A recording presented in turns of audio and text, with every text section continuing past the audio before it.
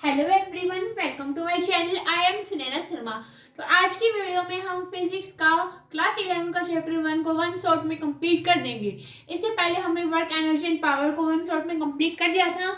आज हम इस चैप्टर को वन शॉट में कंप्लीट कर देंगे। वैसे इस चैप्टर के बारे में ज़्यादातर क्वेश्चन पूछे नहीं जाते, लेकिन ये जो चैप्टर है वो हमारी फिजिक्स का बेसिक चैप्टर है। इसके बारे में हमें कुछ फैक्ट्स के बारे में पता चलेगा, इंपॉर्टेंट ऑफ फिजिक्स के बारे में पता चलेगा, what is the meaning of physics के बारे में पता चलेगा। कुछ हम 10th क्लास तक साइंस के बारे में पढ़ते आ रहे हैं। तो साइंस के अंदर ही होती है फिजिक्स, केमिस्ट्री, बायोलॉजी, इन सब के अंदर हम पढ़ते हैं। लेकिन जो फिजिक्स है वो एक बहुत ही महत्वपूर्ण सब्जेक्ट है हमारे लिए। तो इसके सबसे पहले हम बात करते हैं साइंस की। तो अंग्रेजी भाषा का जो साइंस है उसका उद्भव किससे हुआ है? लैटिन भाषा के शब्द सींटिया से हुआ है, जिसका अर्थ होता है जानना। अब इसका अर्थ होता है सींटिया। अब बात करते हैं फिजिक्स। फिजिक्स का जो मूल अर्थ होता है वो होता है नेचर, प्रकृति।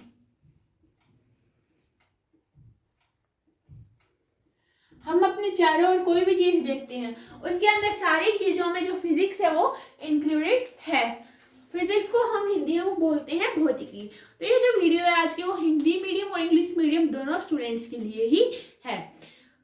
अब नेक्स्ट क्वेश्चन पे बात करते हैं relation between physics and technology. अब देखिए आप, रिलेशन जो फिजिक्स और टेक्नोलॉजी के बीच जो एक बॉन्ड है वो बहुत ही ज्यादा स्ट्रॉन्ग है, हम उसको नहीं तोड़ सकते। हम आज कोई भी टेक्नोलॉजी देख लें, उसमें सारी जगह कोई लोग काम आता है, यानी उसमें सारे कहीं ना कहीं फिजिक्स का ही हाथ है। अब जैसे बात करते हैं, कोई भी एक वैज्ञानिक है, उसने कुछ खोज करता है, कोई भी उसने एक चीज की खोज की है। अब ऐसे तो हो नहीं सकता कि वो जा रहा है, उसको कुछ दिखा और हाँ भाई ये ऐसे होता है, नहीं। जैसे अब हम जानते हैं न्यूटन ने ग्रेविटेशन लॉ उन्होंने दिया था।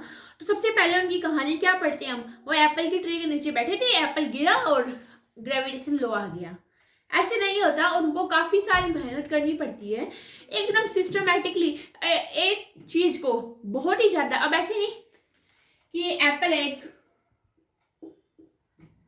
वो नीचे गिरा और आ गया ग्रेविटेशन, नहीं, ऐसे नहीं होता। कोई भी चीज को खोजने के लिए उन्हें एक सिस्टमैटिकली करना पड़ता है। तो उसको साइंटिफिक मेथड बोलते हैं, वैज्ञानिक विधि बोलते हैं। तो सबसे पहले उन्होंने क्या किया? सिस्टमैटिक ऑब्जर्व किया किसी भी चीज को। पहले अब गिरा, उनके सिर पे एप्पल गिरा, तब उन्होंने देखा कि ये ऐसे क्यों हुआ। तो उन्होंने सबसे पहले ऑब्जर्व किया, उसके बाद उन्होंने क्या किया? एक्सपेरिमेंट किया। उसके बाद क्वालिटेटिव एंड क्वांटिटेटिव रीजनिंग, उसके बाद मैथमेटिक्स, उसके बाद वेरिफिकेशन। यानी सबसे पहले जो भी है, हम कोई भी सूत्र देखते हैं मैथ में या कोई भी फिजिक्स के अंदर देखते हैं, मान लो गति के नियम है v बराबर v0 प्लस 80, ऐसे ही थोड़ी आ गया। अब इसको सत्यापित किया उन्होंने कि ऐसा ही क्यों आया। इसलिए जो फिजिक्स में है वो वैज्ञानिक विधि का महत्वपूर्ण ही होता है। नेक्स्ट बात करते हैं कि जो फिजिक्स ऐसे नहीं है कि आज इस चीज की खोज होगी, इस चीज की खोज होगी, इसके बाद बस अभी तक ये समाप्त हो गया, इसके बाद बस यही है कि एक वैज्ञानिक ने इसको ऊपर टिप्पणी दी और ये खत्म, बस हम उसको जानने लगे। लेकिन नहीं, भविष्य तक इसके ऊपर खोज चलती ही रहेगी। अब जैसे सबसे पहले बात करते हैं एटम के ऊपर। एटम क्या होता है? परमाणु होता है, हम सब जानते हैं। ये जो कहानी है एटम की वो सालों पुरानी है कि सबसे पहले जो महर्षि कणाद थे उन्होंने बताया था, उसके बाद अनेक वैज्ञानिकों ने अपनी अपनी थ्योरी दी थी। और महत्वपूर्ण हम पढ़ते हैं थॉमसन की।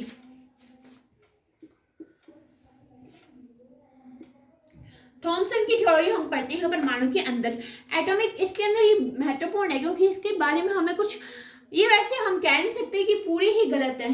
जब तक रदरफोर्ड का मॉडल का नहीं आया था तब तक ये सही थी, लेकिन हम कह नहीं सकते अभी भी ये पूर्णतः गलत थी। इससे हमें काफी सारी चीजों का ज्ञान हुआ था।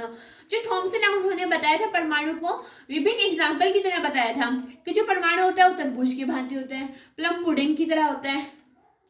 जब तक इनकी थ्योरी थी तब तक ये सही थे। फिर जब इनकी थ्योरी पे क्वेश्चन उठने लगे कि ऐसा ही क्यों हुआ, ये ऐसा क्यों हुआ, ये वैसा क्यों हुआ, जब प्रश्न होने लगे तब उसके बाद नेक्स्ट जो थ्योरी थी वो रदरफोर्ड की थी। रदरफोर्ड ने बाद में अपने मॉडल को प्रस्तुत किया ज्यादा तक वो सही भी था, लेकिन उसमें कुछ कमियां भी थी। उसके बाद जैसे ही ऐसे करते करते जो लास्ट में जो थ्योरी आई उसको हम सही मानते हैं, लेकिन क्या अभी भी वो सही है? अभी भी उस पर क्वेश्चन उठ सकते हैं। यानी ये जो थ्योरी है वो हमेशा चलती रहेगी, कि एक बार इसका अंत नहीं होता, ये हमेशा चलती ही रहेगी। तो अब बात करते हैं इस चैप्टर की सबसे ज्यादा महत्वपूर्ण पार्ट के ऊपर, फोर्सेस, प्रकृति के मूल बल। अब इन्हें प्रकृति के मूल बल क्यों कहा जाता है? प्रकृति के मूल बलों की श्रेणी में उसे ही लाया जाता है जो सारी जगह एक जैसी हो। एक जैसी हो यहाँ पे से तात्पर्य है कि कहीं भी चले जाए उसका इफेक्ट वही रहेगा। अब जैसे घर्षण बल है, हम कहीं और चले जाए, किसी ग्रह पे चले जाए, तो उसको मूल बलों की श्रेणी में नहीं रखा जाता। मूल बलों की श्रेणी में सिर्फ गुरुत्वाकर्षण बल, विद्युत चुंबकीय बल, इसे हम अलग अलग भी पढ़ते हैं, विद्युत बल और चुंबकीय बल के रूप में भी, प्रबल नाभिकीय बल और दुर्बल नाभिकीय बल के रूप में भी पढ़ते हैं। वैसे मैंने आपको ग्रेविटेशन के बारे में बता दिया गया है कि न्यूटन ने दिया था ये लॉ। फर्स्ट बात करते हैं हम इसके अंदर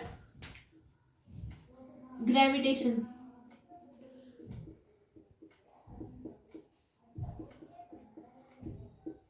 यानी गुरुत्वाकर्षण बल। तो इसके अंदर क्या होता है, इस ब्रह्मांड में जितने भी कण हैं, एक कण दूसरे कण को अपनी ओर आकर्षित करता है। अब जैसे ये आपका फोन है, ये भी आपको आकर्षित करता है। ऐसे नहीं कि मेरे को चला लो, नहीं, ये एक दूसरे के बल के कारण एक दूसरे से बंधे हुए होते हैं। अब जैसे आप किसी छत पे जाओ, आप नीचे देखोगे तो आप, ये पेन है मेरे हाथ में, मैं इसको नीचे छोड़ूंगी तो ये नीचे ही जाएगा। ये धरती अपनी ओर इसको आकर्षित कर रही है।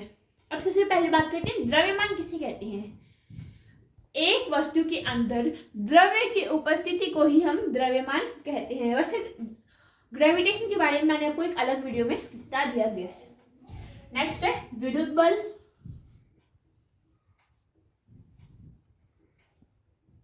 चुंबकीय मैग्नेटिक, प्रबल नाभिकीय बल और दुर्बल नाभिकीय बल।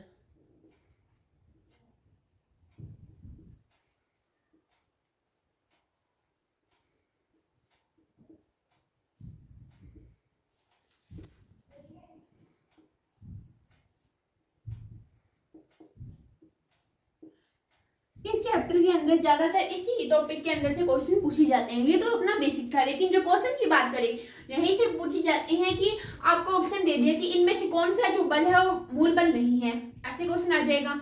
सबसे कमजोर या फिर दुर्बल बल किसे कहते हैं? ग्रेविटेशन बल को कहते हैं, ग्रेविटेशन फोर्स को कहते हैं। ठीक है, अब बात करते हैं विद्युत बल की। अब हम एटम की स्ट्रक्चर से जानते ही है, इलेक्ट्रॉन, प्रोटॉन और न्यूट्रॉन। ये मैं आपको थोड़ा सा इसके बारे में बता दूं। इलेक्ट्रॉन पे नेगेटिव चार्ज होता है, प्रोटॉन पे पॉजिटिव, न्यूट्रॉन पे कोई चार्ज नहीं, नो चार्ज। इस पे न्यूट्रॉन पे, ठीक है। इसे भी हमें प्रकृति के मूल बलों की श्रेणी में माना जाता है। अब विद्युत बल की बात करते हैं। ये किसके बीच होगा? दो आवेशित वस्तुओं के बीच में ही होगा।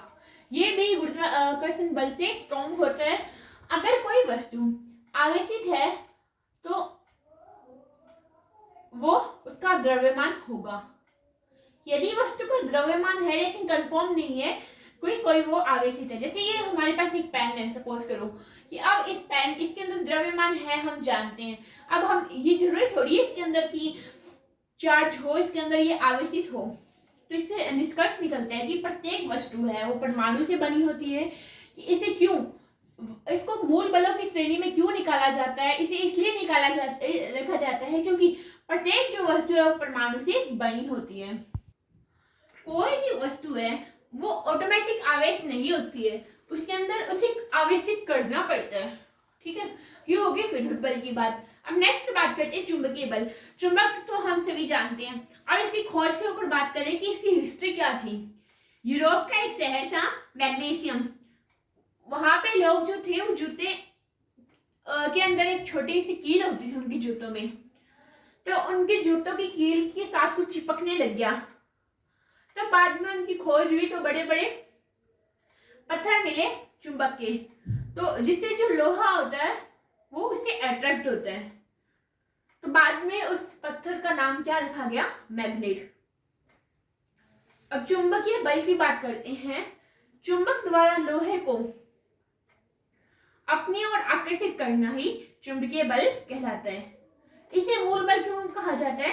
यदि किसी चालक तार में करंट प्रवाहित किया जाए तो उस चालक तार के चारों ओर एक चुंबकीय क्षेत्र उत्पन्न होता है। करंट जब करते हैं तब इसके अंदर कौन भाग होता है? इलेक्ट्रॉन। इलेक्ट्रॉन इसमें भागीदार होता है, इसलिए जो इलेक्ट्रॉन होता है वो किसका भाग होता है? एक परमाणु का भाग होता है। और परमाणु जो होता है वो सभी चीजों में उपस्थित होता है। जहाँ इलेक्ट्रॉन होंगे वहां करंट होगा, जहां करंट होगा और वहां पे मैग्नेट होगा। तो इसलिए इसे चुंबकीय बल कहा जाता है और इसको मूल बल की श्रेणी में रखा जाता है। अब दुर्बल नाभिकीय बल की बात करते हैं। सबसे पहले तो मैंने आपको एटॉमिक स्ट्रक्चर बताई दी कि एक एटम होता है, इसके बीच में एक नाभिक होता है जिसके अंदर प्रोटॉन और न्यूट्रॉन उपस्थित होते हैं और इसके चारों ओर इलेक्ट्रॉन जो होते हैं वो चक्कर निकालते रहते हैं। तो इसको क्यों कहा जाता है मूल बल? क्योंकि ये तो है ही इसके अंदर। परमाणु की बात करते हैं हम, तो इलेक्ट्रॉन को परमाणु छोड़ता है, इलेक्ट्रॉन परमाणु छोड़ देता है और नाभिक का बल टूट जाता है।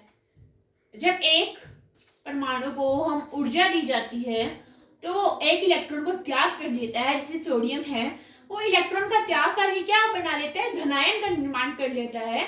इसलिए इसे दुर्बल नाभिकीय बल की श्रेणी में रखा जाता है। अब प्रबल नाभिकीय बल की बात करते हैं तो एक बात और कि जो नाभिक की जो रेडियस होती है, नाभिक की रेडियस कितनी होती है? रेडियस कितनी होती है? 10⁻⁻15 होती है।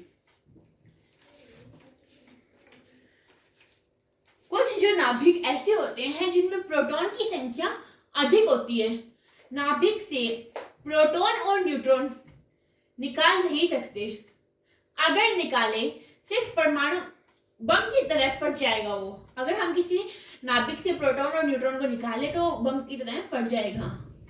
इसके लिए टेम्परेचर की अधिक आवश्यकता होती है। इसलिए क्यों होता है? क्योंकि इसके बीच हम क्यों नहीं निकाल सकते नाभिक के अंदर से? क्योंकि इसमें हमें ऊर्जा ज्यादा होती है, इसलिए इसे प्रबल नाभिकीय बल कहा जाता है। इस तरह जो हमारे 5 जो फोर्सेस थे वो हमने कंप्लीट कर लिए। इस तरह इस चैप्टर के अंदर वैसे कुछ नहीं होता, लेकिन ये बेसिक्स है, इसलिए हमें इसको लर्न करना जरूरी होता है। अगर आप इसकी 1 शॉर्ट वीडियो देख लोगे तो आपका एकदम ही इसके सारे डाउट्स क्रिस्टल क्लियर हो जाएंगे। तो इस तरह हमारा ये चैप्टर कंप्लीट हो चुका है। अगर आपको ये वीडियो अच्छी लगे तो प्लीज़ वीडियो को लाइक और शेयर करना, मेरे चैनल को सब्सक्राइब करना मत भूलना।